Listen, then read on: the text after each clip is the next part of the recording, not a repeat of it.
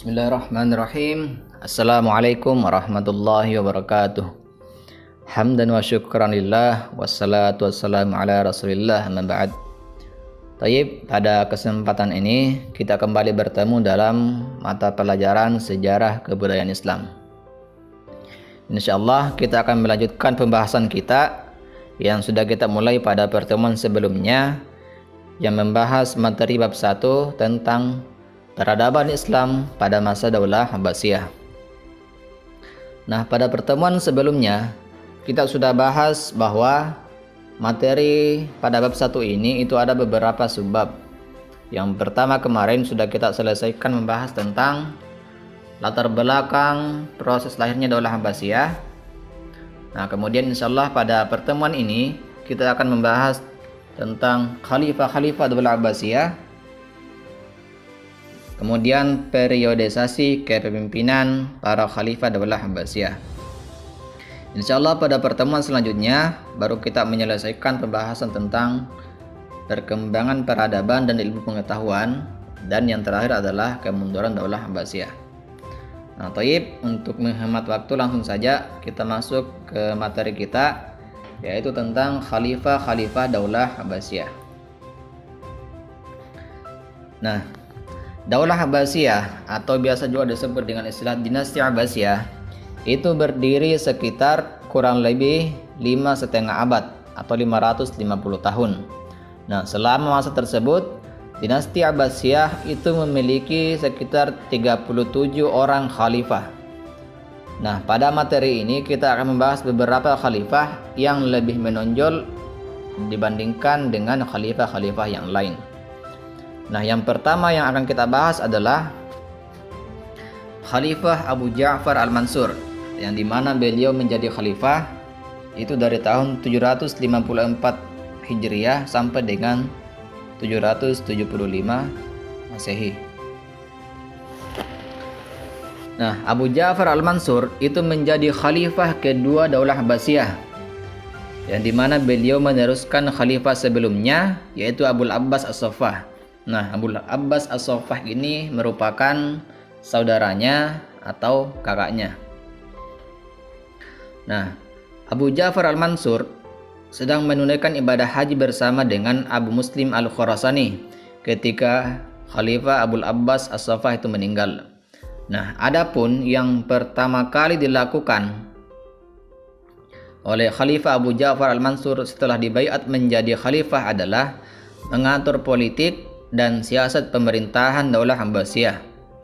Jalur-jalur pemerintahan ditata rapi dan cermat, sehingga pada masa pemerintahannya terjalin kerjasama erat antara pemerintah pusat dan daerah. Nah, selama masa kepemimpinannya, kehidupan masyarakat berjalan dengan tentram, aman, dan makmur. Stabilitas politik dalam negeri cenderung aman dan terkendali. Tidak ada gejolak politik dan cenderung stabil. Khalifah Abu Ja'far Al-Mansur berangkat ke Mekah untuk menunaikan ibadah haji di penghujung tahun 158 Hijriah. Namun dalam perjalanannya ia sakit lalu meninggal dunia. Ia wafat dalam usia 63 tahun dan menjadi khalifah selama 22 tahun. Jenazahnya kemudian dibawa dan dikebumikan di Baghdad. Nah, ini adalah khalifah pertama yang kita bahas pada kesempatan ini. Nah, selanjutnya adalah Khalifah Muhammad Al-Mahdi. Khalifah ini memimpin selama dari tahun 158 Hijriah sampai dengan tahun 169 Hijriah. Muhammad Al-Mahdi bin Al-Mansur dibaiat menjadi khalifah sesuai dengan wasiat ayahnya pada tahun 158 Hijriah atau 775 Masehi. Muhammad Al-Mahdi dikenal sebagai seorang yang sangat dermawan dan pemurah. Pada masa pemerintahannya, kondisi dalam negeri saat itu sangat stabil dan tidak ada satu gerakan penting dan signifikan di masanya. Muhammad Al-Mahdi berhasil mencapai kemenangan-kemenangan atas orang-orang Romawi, yang kemudian dibantu anaknya Harun Ar-Rasyid adalah panglima penakluk Romawi.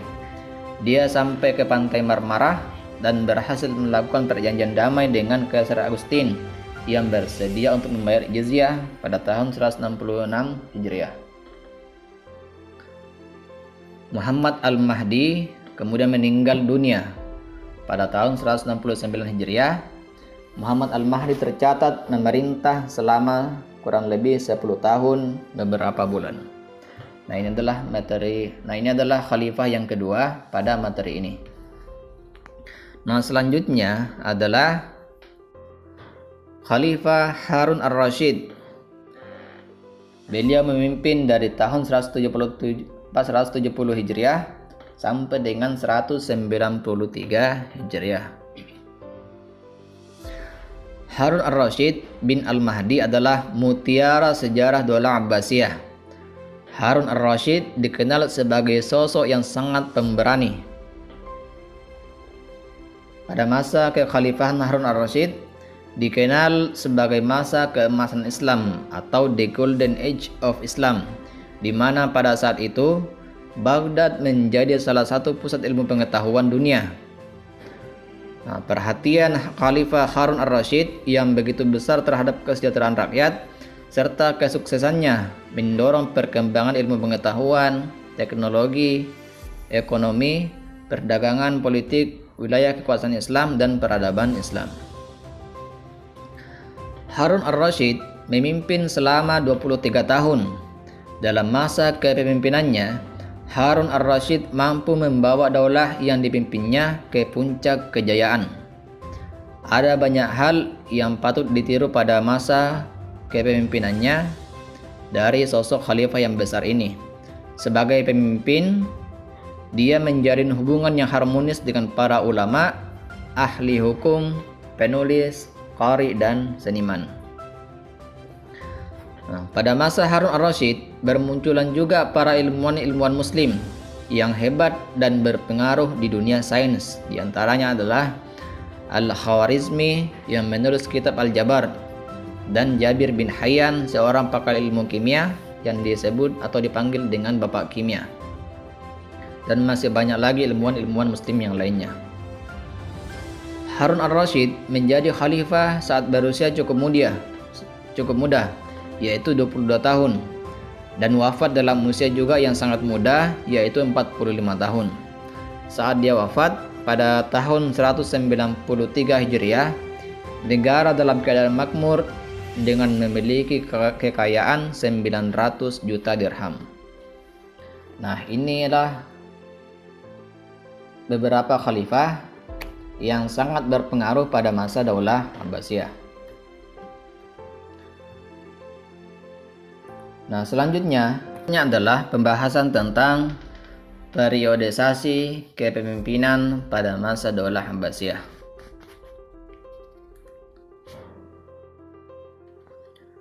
Nah, seperti sudah kita bahas tadi bahwa dinasti Abbasiyah itu berdiri selama kurang lebih 5,5 abad atau 550 tahun. Nah, pada masa tersebut Daulah Abbasiyah memiliki sekitar 37 orang khalifah yang kemudian kepemimpinannya atau fase pemerintahannya terbagi menjadi 5 periode. Nah, periode yang pertama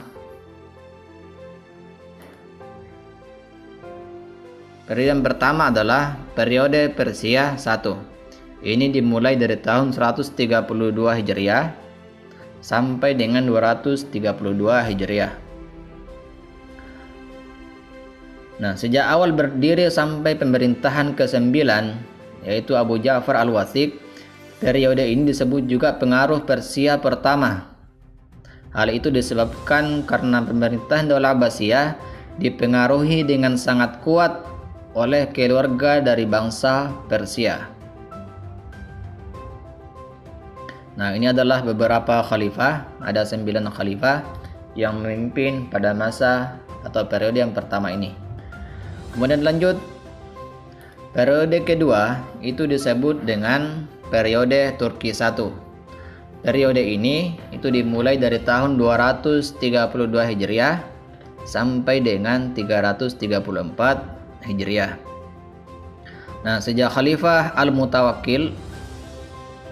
sampai berdirinya Daulah Buwaihiyah di Baghdad dan pengaruh Turki pertama. Disebut demikian karena tentara Turki menjadi tentara Daulah Abbasiyah yang sangat mendominasi pemerintahan. Nah, ini adalah beberapa khalifah yang memimpin pada periode yang kedua ini. Kemudian lanjut. Nah, periode yang ketiga itu disebut dengan istilah periode Persia II. Ini berlangsung dari tahun 334 Hijriah sampai dengan 447 Hijriah. Nah, sejak berdirinya Daulah Buwaihiyah sampai masuknya Saljuk ke Baghdad, periode ini disebut juga dengan periode Persia kedua. Disebut demikian karena pada waktu ini golongan dari bangsa Persia berperan penting dalam pemerintahan Daulah Abbasiyah, yaitu Daulah Buwaihiyah. Nah, ini adalah beberapa khalifah, ada 4 khalifah yang memimpin pada masa periode yang ketiga ini. Kemudian lanjut. Nah, periode yang keempat itu disebut kembali dengan sebutan periode Turki II. Ini berlangsung dari tahun 447 Hijriah sampai dengan 590 Hijriah. Sejak masuknya orang-orang dari Daulah Saljuk di Baghdad dipengaruhi oleh bangsa Turki kedua. Disebut demikian karena pada waktu itu golongan dari bangsa Turki berperan penting dalam pemerintahan Daulah Abbasiyah, yakni Daulah Saljuk. Nah, ini adalah beberapa khalifah yang berkuasa atau yang memimpin pada masa atau periode yang keempat ini. Nah, kemudian periode yang terakhir atau periode yang kelima. Periode ini dimulai dari tahun 590 Hijriah sampai dengan 656 Hijriah dan tidak lagi dipengaruhi oleh pihak manapun. Namun kekuatan politik dan militer Daulah Abbasiyah sudah sangat lemah sehingga kekuasaan pada mereka hanya meliputi wilayah Irak dan sekitarnya saja. Nah, ini adalah tiga nama yang menjadi khalifah pada masa periode yang kelima ini atau pada masa periode yang akhir. Nah, berakhirnya Daulah Abbasiyah itu datang seiring dengan serangan dari Hulagu Khan pada tahun 1258 Masehi. Kota Baghdad dan berbagai peninggalan bersejarah dihancurkan. Dengan demikian berakhirlah kekuasaan Daulah Abbasiyah. Nah, ini adalah 5 periode dari masa kepemimpinan atau fase kepemimpinan Daulah Abbasiyah. Nah, inilah materi kita pada kesempatan ini. Tadi kita sudah membahas bahwa khalifah-khalifah Daulah Abbasiyah itu jumlahnya ada 37 orang. Nah, di antara yang besar itu ada beberapa yang menonjol di antara yang lain. Yang pertama tadi adalah Abu Ja'far al-Mansur, kemudian yang kedua Muhammad al-Mahdi, dan yang ketiga adalah Harun al-Rashid. Nah, kemudian sudah kita bahas juga tentang periodisasi kepemimpinan Daulah Abbasiyah atau Khalifah Daulah Abbasiyah yang terbagi menjadi 5 periode, yaitu dari Persia 1, Turki 1, Persia 2, Turki 2, dan yang periode kelima itu tidak ada yang mendominasi. Nah, saya kira inilah materi kita pada kesempatan ini. Nah, seperti biasa untuk melihat seberapa jauh pengetahuan kita atau seberapa dalam pemahaman kita pada materi ini, itu kita akan mengerjakan tugas yang menjadi bahan evaluasi untuk kita. Nah, jadi silakan siapkan buku catatannya atau buku tugasnya. Nah, yang pertama adalah tuliskan 3 nama Khalifah Abbasiyah. Kemudian yang kedua atau yang terakhir, tuliskan 5 periodisasi kepemimpinan Daulah Abbasiyah. Nah, silahkan dikerjakan di buku catatannya, kemudian kirim langsung ke WA saya. Saya kira inilah pertemuan kita pada kesempatan ini. Semoga ada manfaatnya. Mari sama-sama kita tutup dengan doa kafaratul majelis. Subhanakallahumma bihamdik, asyhadu an la ilaha illa anta, wa nastaghfiruka wa atubu ilaik. Syukran. Assalamualaikum warahmatullahi wabarakatuh.